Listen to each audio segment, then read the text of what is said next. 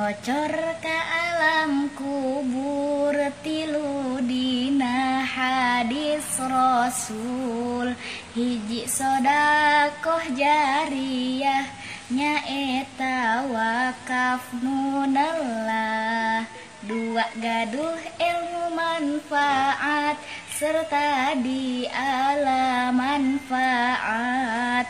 tilu gaduh putra anu soleh ngadoakeun teu weleh-weleh dosa abdi lamun ditimbang ibarat budah lautan ibarat gunung nu luhur serta meuni ageng pisan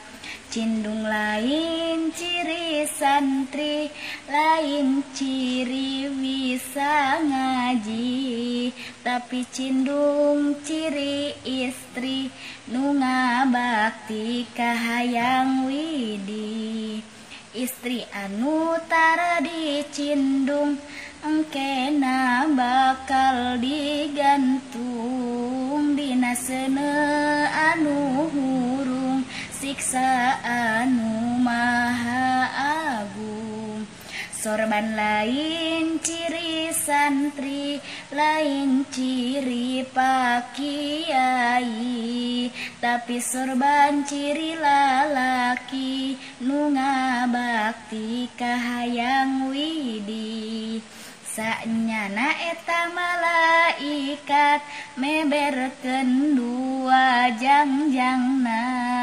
pikeun jalma anu angkat ngaos pibekeuleun akhiratna ari jalma anu angkat ngaos pibekeuleun akhiratna maka eta